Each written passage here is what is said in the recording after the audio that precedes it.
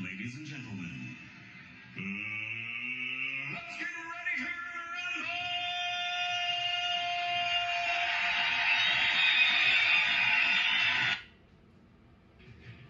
It all started when I was a little kid watching WWE, seeing stars like Bruno Sammartino just rip people to shreds every week.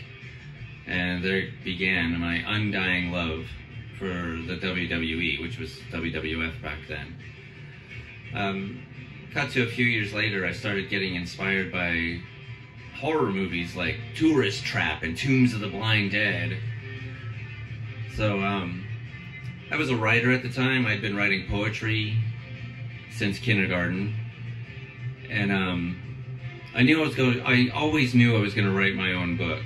That was just a thing I knew was going to happen.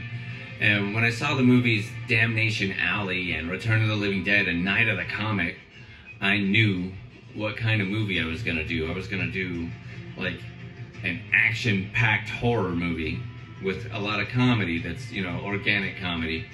So that was pretty much the seeds of that movie. Well, getting ahead of myself, of that book, my book, Presenting the Aftermath, was planted in those movies, and movies like Red Dawn and Rambo, with these guys who were just prepared for anything. You know, you want to be like those guys. You want to be ready for anything. You want to be the tough guy. And then you put that, you know, tough guy in a horror scenario, and it's, you know, you got something pretty cool. The first draft of my book was an actual tough guy.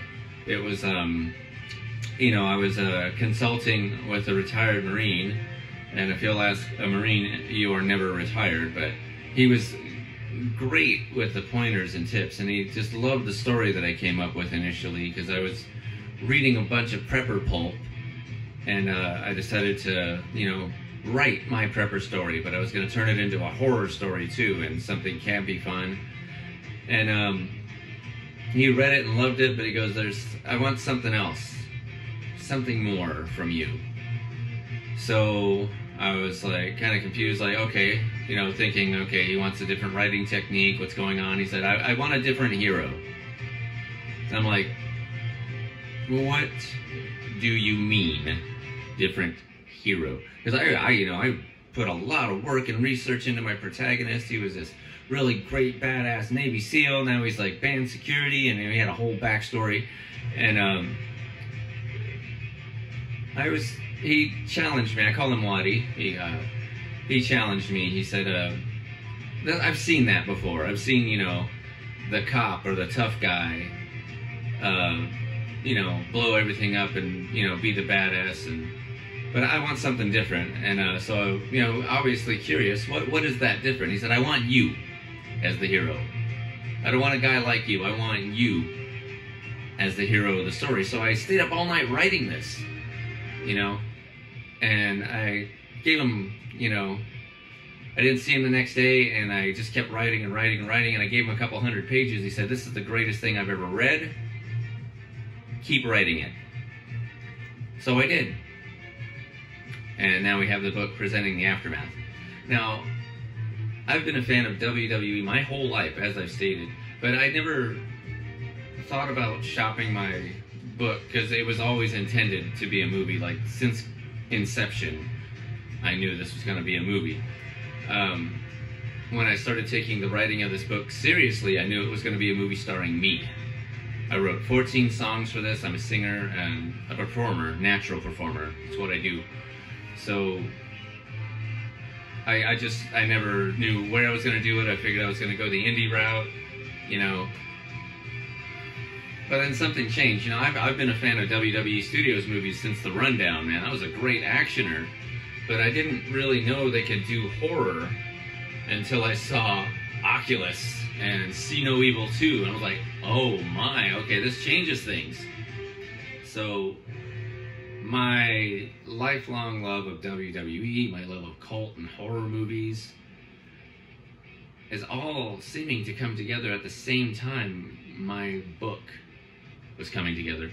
Now, my novel took years and years and years and years to get right because, you know, I didn't have things like editors, and I'm a perfectionist, and I had to get everything just right because I didn't want to just tell a basic, you know, Rockstar versus zombies kind of story. I wanted there to be everything you look for in a movie. There has to be action and suspense and terror, and you gotta question reality sometimes. Sometimes you can't know who the hero or the villain is, and that's what I wanted to create. And there has to be heart. You know, the terrorists in my book, I couldn't have them just be one-note jokes because these are humans, so I had to give them a human story too.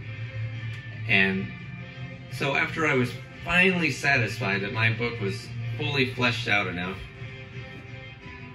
I started thinking about, okay, in my wildest dreams, my wildest, everything goes perfect dream, who is backing me?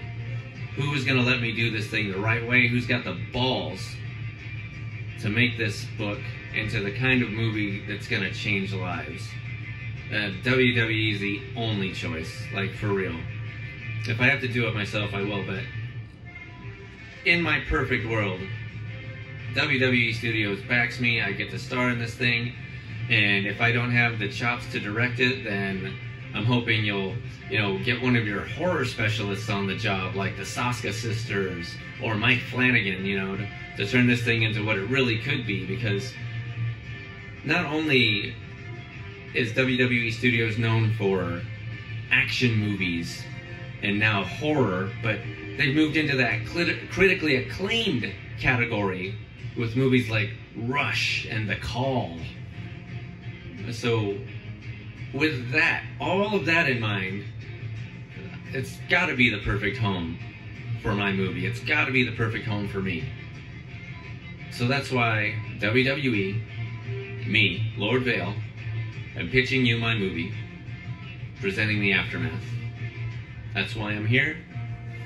I love you. Whatever you say, I love you. But if you see things the way I do, then you'll understand that this was a perfect fit from inception.